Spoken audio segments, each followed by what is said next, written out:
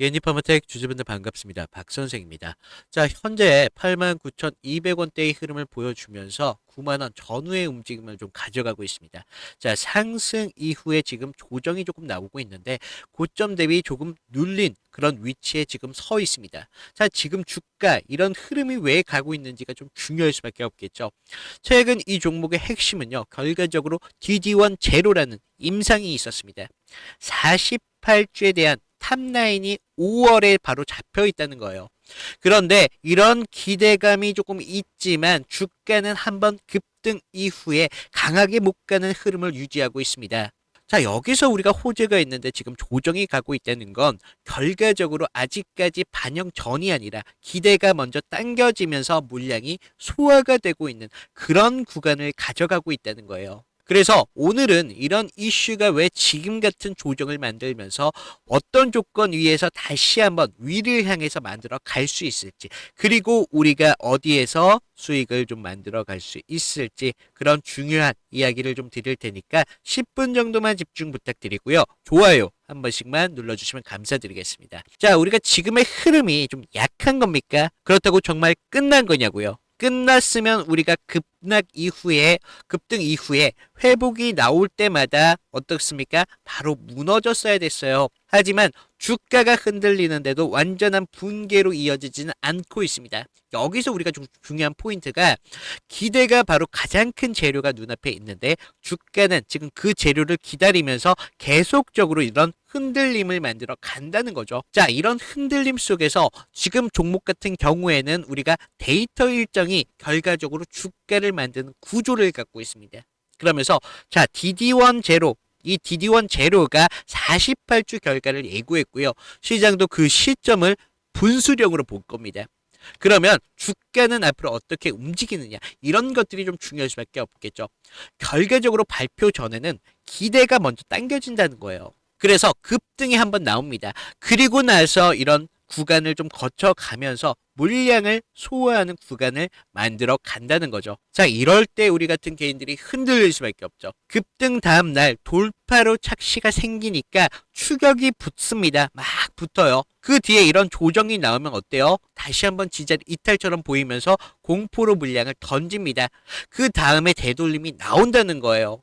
결국 이런 구조 안에서는 개인들은 계속적으로 흔들려 가면서 이런 상승이 나왔을 때 후회만 남을 수밖에 없다는 거예요. 그래서 우리가 지금 구간 같은 경우에 주체를 먼저 좀 보셔야 되는데, 지금 보시면요, 개인들은 계속적인 매도세를 보이고 있지만 외인들과 기관들은 계속적으로 물량을 담아가고 있는 걸 볼 수가 있습니다. 자, 이런 흐름들이 결과적으로 기관이 오히려 더 강하게 들어와 있고, 결과적으로 기관은 데이터 일정을 알고 있다는 겁니다. 그래서 급등 다음에 포기하지 않고 물량을 정리를 시키면서 다음 구간을 지금 만들어 가려고 준비를 하고 있다는 거죠. 그래서 주가가 다시 힘을 받는 순간 뉴스가 아니라 5월이라는 탑라인이라는 시간표가 가까워질 때입니다. 그래서 지금은 끝난 게 아니라 하락에서 기대를 재정렬하는 응축 구간이라는 거예요. 결국에는요, 지금 구조가 왜 만들어지고 있는지가 좀 중요할 수밖에 없겠죠. 자, 지금처럼 후재가 부족한 자리가 아니라 호재는 확정이 되었어. 그런데 그 전까지 계속적으로 개인들을 흔드는 자리를 만들어 간다는 게, 이런 것들이 좀 중요할 수밖에 없다는 거예요. 그래서 제가 기업적인 가치에 대해서 좀 말씀을 드리기 전에, 지금 같은 구간에서 개인들이 가장 많이 하는 실수를 보면요, 돌파처럼 보이다가 바로 추격합니다. 그러면 여기서 조금 밀리면 어때요? 바로 공포로 던진다는 거예요. 그 다음 바로 수급이 붙어버립니다. 결과적으로 이런 상승 파동에서 계속적으로 개인들은 당할 수밖에 없는데, 자, D&D 파마텍 같은 경우 보시겠어요? 자, 이런 상승 파동을 계속적으로 만들어 가면서 지금의 강한 상승 파동을 만든 걸 보실 수가 있다는 거예요. 어디를 지점으로? 바로 이평선을 지점으로 해서 계속적인 지지를 확인을 하고 나서 개인들을 흔들어 버리고 다시 한번 상승을 만들어 간다는 겁니다. 그러면 왜 이런 흔들림을 만들어 가느냐? 왜? 본인들의 비중을 높이려고요. 계속적으로 이런 저점에서 추가 매수하고 단기적인 고점이 왔을 때 매도를 통해서 여기서 차익 실현을 하면서 비중을 높여가는 작업을 하기 때문에 개인들보다도 수익이 극대화시킬 수밖에 없다는 겁니다. 그러면 우리 같은 개인들이 수익을 만들어 가려면 어떻게 해야 돼요? 이런 움직임을 같이 가져가야 된다는 거죠.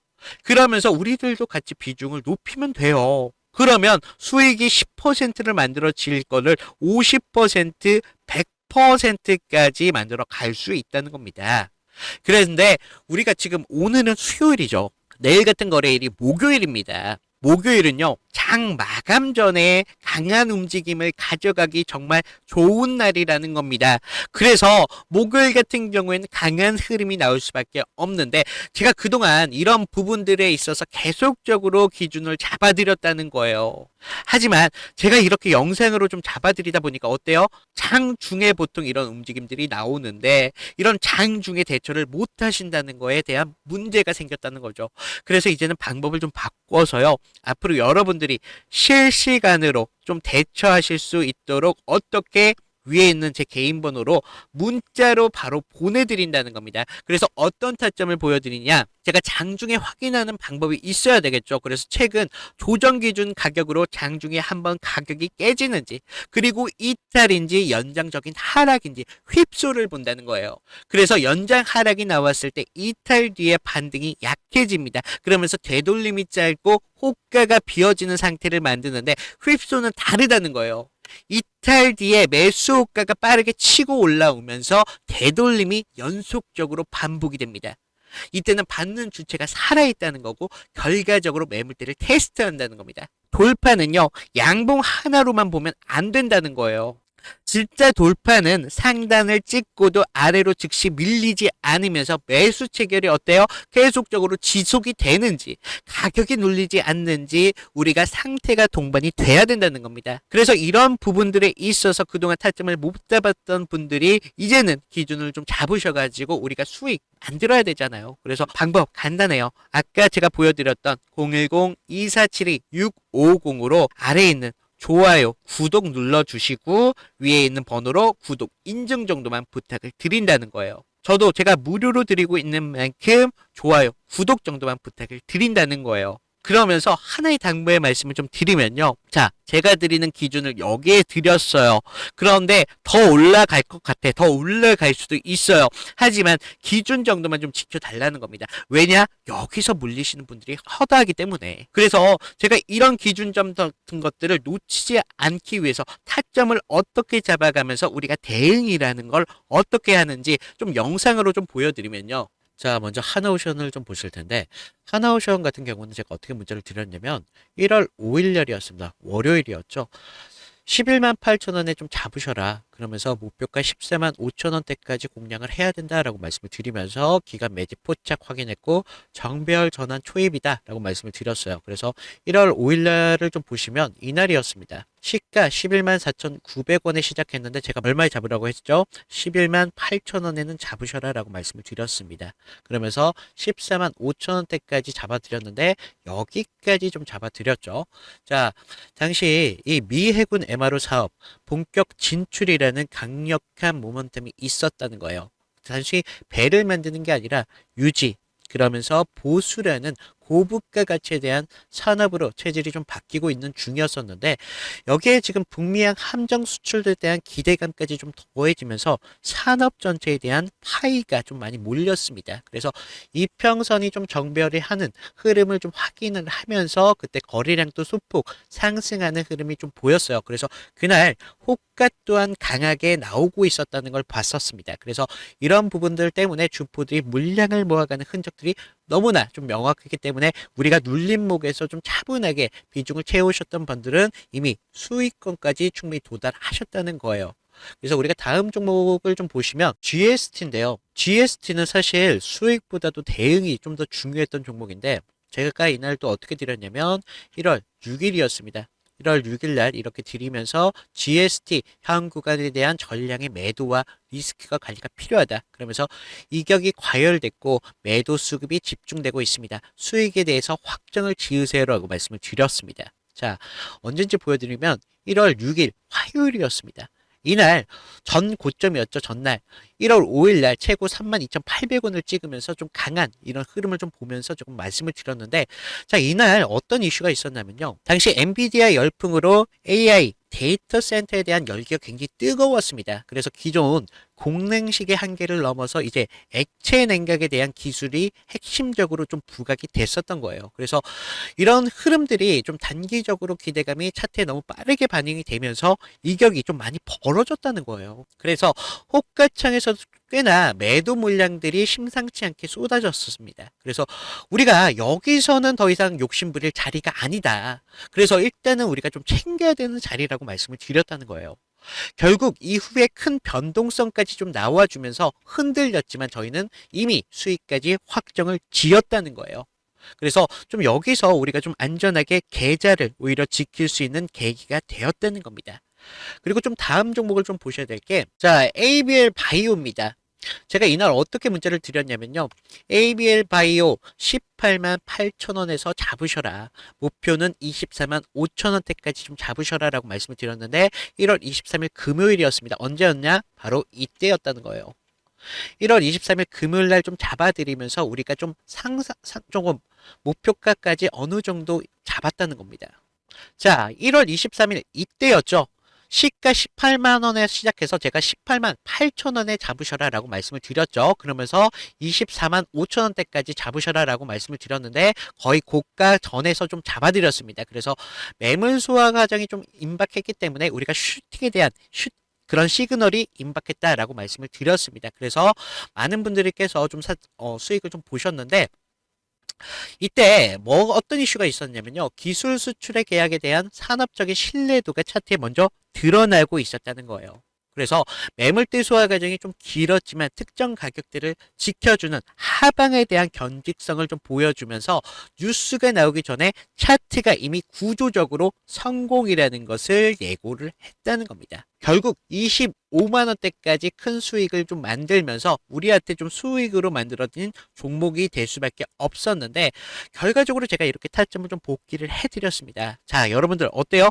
큰 수익보다도 안정적인 수익이 여러분들 계좌를 넓히는데 가장 빠른 길이다라고 항상 말씀을 드렸다는 겁니다. 그래서 제가 이런 타점들까지 좀 디테일하게 좀 잡아드렸다는 거 좀 말씀을 드리면서 자, 타점 필요하신 분들 위에 제 번호 남겨놨다고 말씀드렸습니다. 010-2472-6550으로 구독이라고만 인증을 부탁드리고 있습니다. 자, 지금 같은 구조 아무 회사나 나올 수 있는 게 아닙니다. D&D 파마텍 같은 경우는 실적주입니다. 실적주이기 때문에 이런 흐름이 나올 수밖에 없는 거고 R&D에 대한 성격이 강하고 그래서 숫자는 항상 이렇게 봐야 된다는 겁니다. 자, 2025년 매출은요. 지금 43억 수준으로 전년 대비 조금 감소했습니다. 이런 숫자가 의미하는 건 장사가 안 된다는 게 아니에요. 오히려 지금 같은 D&D 파마텍은요. 마일스톤 공동개발 수익처럼 개발 단계에 따라서 매출이 흔들릴 수밖에 없는 구조적인 특징을 가지고 있습니다. 그래서 25년에 영업손실이 약 340억이거든요. 이거는 두 가지로 좀 봐야 되는데 하나, 우리가 임상 단계가 올라가면서 비용이라는 게 좀 커졌다. 그리고 두 번째로는요. 이 종목이 데이터로 가치가 바뀌는 회사가 아니라 고정비가 아니라 이제는 개발 중심으로 손순실이 약 240억 수준으로 적자가 이어집니다. 다만 여기서 시작은요. 단기적인 흑자로만 보지 않는다는 거예요. 그러면서 제가 앞서 말씀드렸던 이 5월이라는 탑라인이 좀 중요할 수밖에 없는데 그래서 지금 밸류에이션도 지금 PER에 맞게 잡히기가 어렵고 PBR이 굉장히 높게 나오고 있습니다. 자, 이게 위험하다는 뜻이 아니라 이 회사는 숫자로만 싸다, 비싸다를 판정하면 안 된다는 구조를 가지고 있다는 거예요.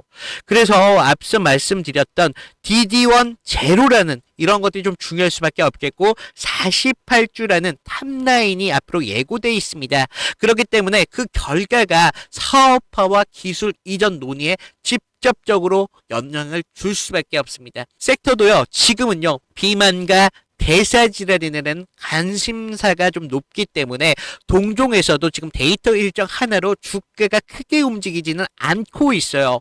그러니까 지금 차트에서 보이는 응축과 흔들림은 기업이 약해서가 아니다. 데이터가 가까워질수록 가치를 매기는 과정이니까 우리가 그렇게 구조를 봐야 된다는 거죠. 그래서 우리가 지금 이런 흔들림이 없는 구조를 가져가면서 다시 한번 상승이 나왔을 때 어디에서 기준을 잡으면서 수익을 만들어 가느냐.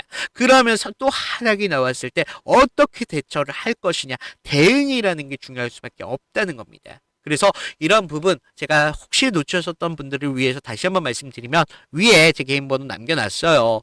010-2472-6550으로 아래에 있는 구독, 좋아요 한 번씩 눌러주시고요. 구독 인증 정도만 부탁을 드리고 있습니다. 제가 힘들게 조사해서 만들어 주지 않았습니까? 그래서 구독, 좋아요 정도만 부탁을 드리면서 오늘 D&D 파마텍 마치도록 하겠습니다. 이상 감사합니다.